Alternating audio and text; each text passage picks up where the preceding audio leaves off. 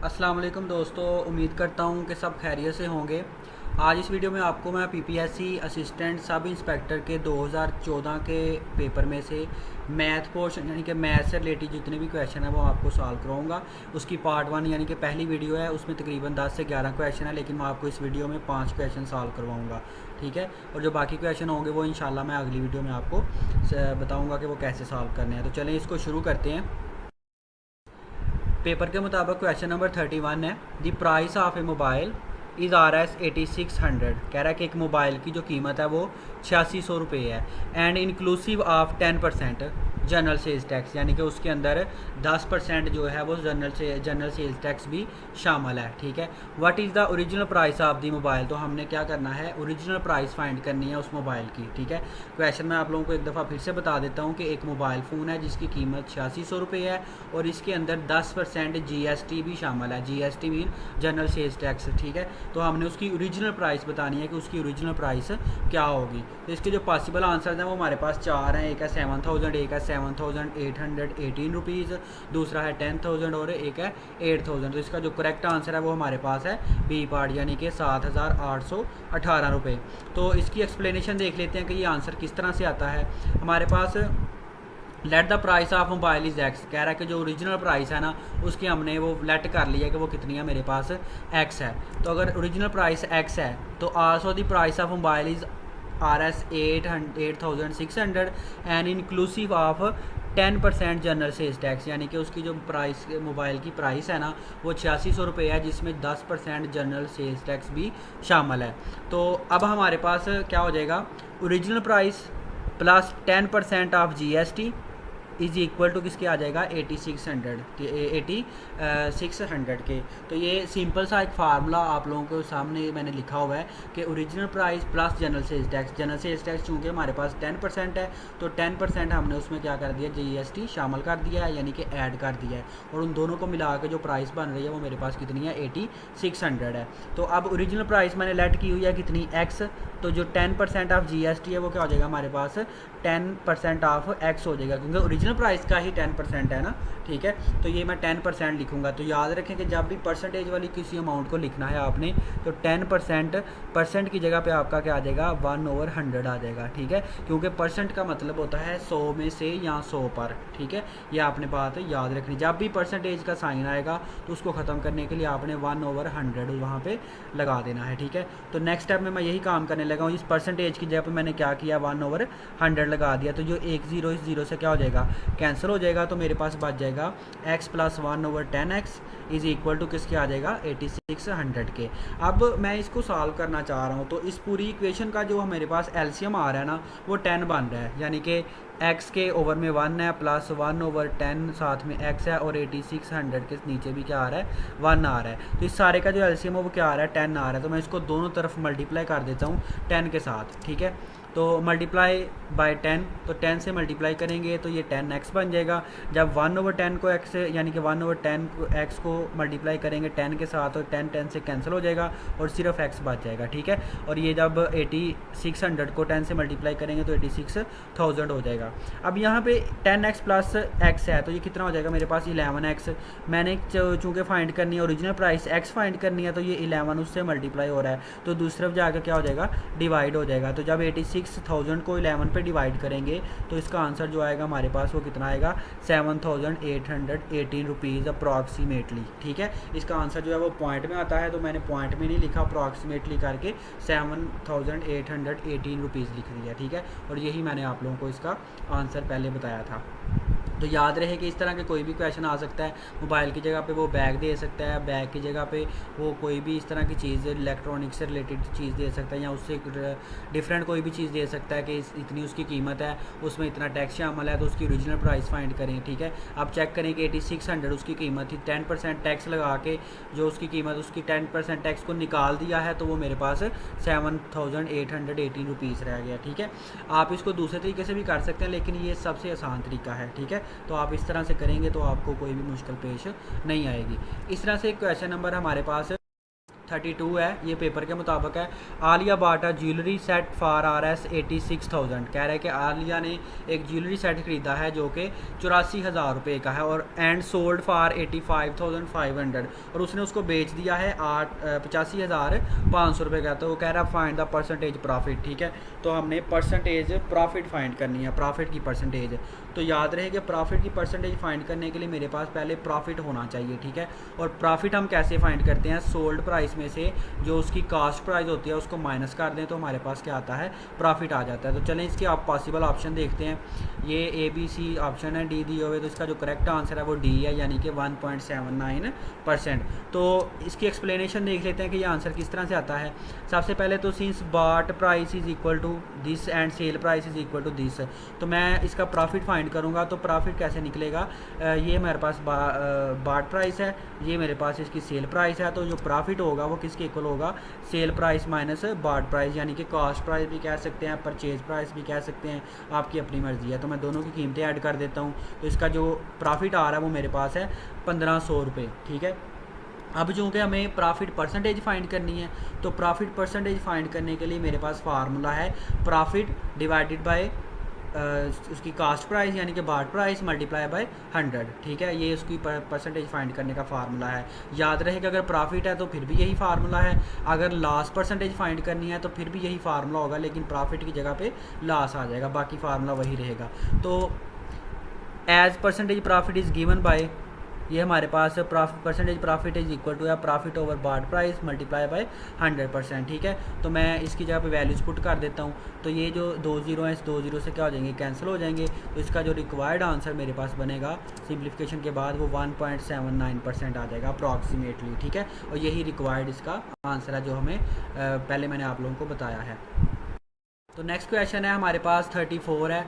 ये question paper के मुताबिक है कि हारिस बॉट 10 आइसक्रीम्स, ही gave RS 1000 to the shopkeeper, कि हारिस ने क्या किया, 10 आइसक्रीम्स खरीदियाँ और उसने दुकानदार को 1000 रुपया दिया।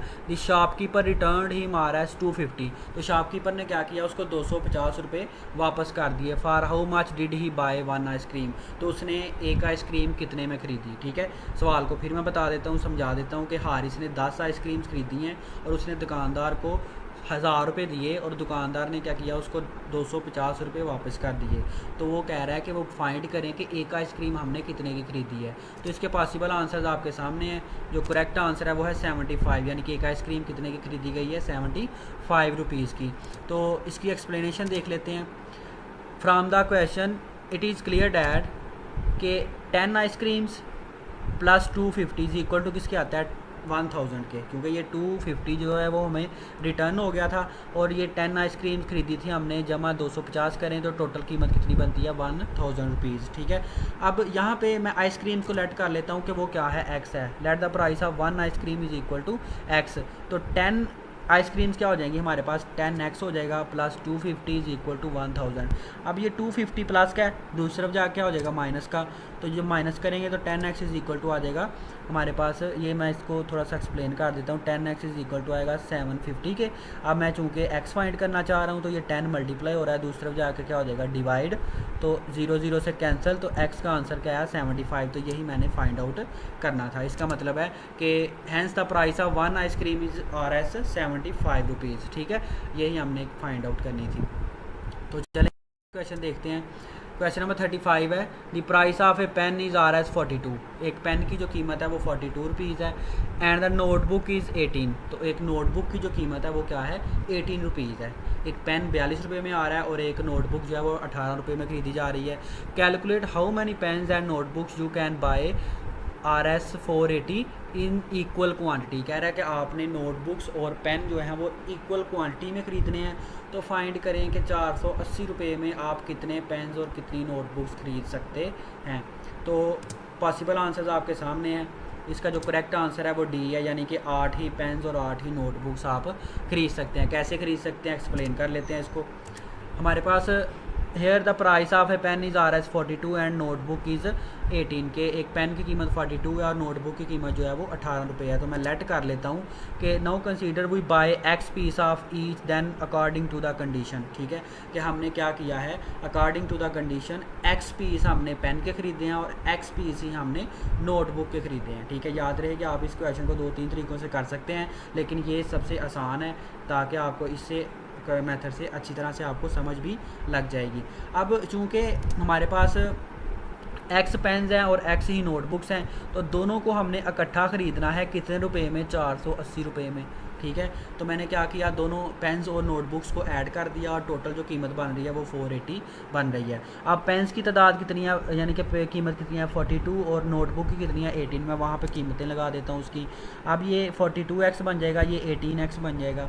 42x प्लस 18x कितना हो जाएगा मेरे पास, 60x हो जाएगा। ठीक है, अब चूँकि मैंने x फाइंड करना है तो 60 मल्टीप्लाई हो रहा है, दूसरी तरफ जाकर क्या हो जाएगा, डिवाइड हो जाएगा। तो ये 0 0 से कैंसिल हो गया, 6 1 टाइम 6 8 टाइम, तो x का जो आंसर है वो कितना बन गया, 8। इसका मतलब है कि हम 8 ही पेन और 8 ही नोटबुक्स ख़रीद सकते हैं। तो यही मेरे पास इसका रिक्वायर्ड आंसर है।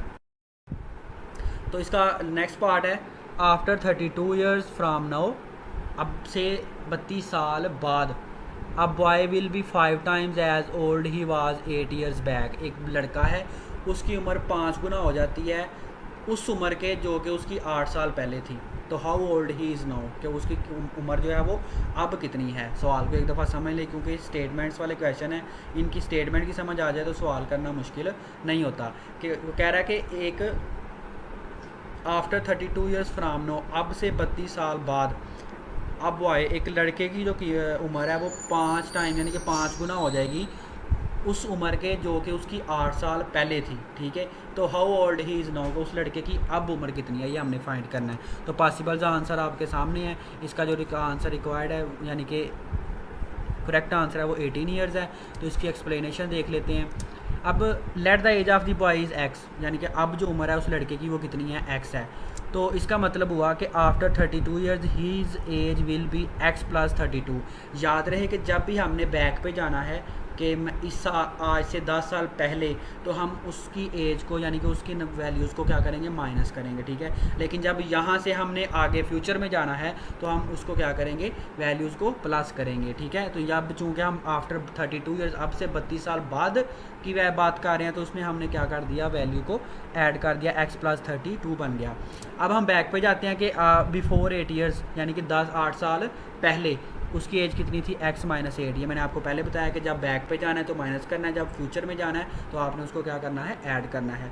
अब उस सवाल की कंडीशन के मुताबिक चलते हैं कि अकॉर्डिंग टू द कंडीशन कि उस लड़के की उम्र जो है वो आफ्टर 32 ईयर्स फ्राम नाउ, अब boy will be 5 times age old he was 8 years back. तो इस कंडीशन को लेते हुए मैंने लिख दिया कि after 32 years is equal to 5 times age before 8 years. ठीक है, ये मैंने एक फार्मूला जनरेट किया है आप लोगों की आसानी के लिए। ठीक है, कि अब से 32 साल बाद जो उसकी उम्र बन रही है वो क्या बन रही है, 5 गुना बन रही है अब से 8 साल पहले की उम्र का। ठीक है, तो अब मैं आफ्टर 32 ईयर्स कितनी एज ली थी, x प्लस 32, और एज ऑफ बिफोर 8 ईयर्स क्या थी, x माइनस 8, मैंने वैल्यूज़ पुट कर दी।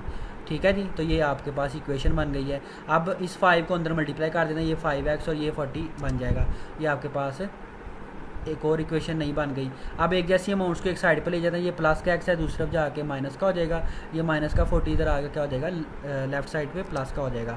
तो ये आपके पास कुछ इस तरह से बन गया है। तो 32 प्लस 40 इज इक्वल टू 72 बन जाएगा, और ये मेरे पास कितना आ जाएगा, 4x। ठीक है, अब ये x हमने फाइंड आउट करना है, 4 मल्टीप्लाई हो रहा है, उधर जाके डिवाइड हो जाएगा। जब इस पर डिवाइड करेंगे, 72 को 4 पे डिवाइड करें तो 2 2 टाइम 4, 2 3 टाइम 6, 1 कैरी 6 टाइम 12 हो गया, 2 1 टाइम 2, 2 1 टाइम 2, 8 टाइम 16। तो इसका आंसर कितना बना हमारे पास, 18। ठीक है, यही हमने फाइंड आउट करना था। Hence the age of boy is now 18 years old. ठीक है, उम्मीद करता हूँ कि आपको इन क्वेश्चंस की समझ लगी होगी। ठीक है, तो मज़ीद वीडियोस के लिए पीपीएससी पास्ट पेपर्स में से हम मैथ के पोर्शन को सॉल्व कर रहे हैं, जो कि काफ़ी दोस्तों के लिए मुश्किल पेश आती है। वो बाकी सब्जेक्ट बाकी सारा तो हल कर लेते हैं, लेकिन मैथ पोर्शन को हल नहीं कर पाते। तो उनकी आसानी के लिए हम वीडियोस बना रहे हैं। तो मज़ीद वीडियोस के लिए हमारे चैनल को सब्सक्राइब करें, वीडियो को लाइक करें, शेयर करें और बेल आइकन पर क्लिक करें, ताकि मज़ीद वीडियोज़ जो हैं वो आपको बार वक्त मिल सकें। Thanks for watching. अल्लाह हाफिज़।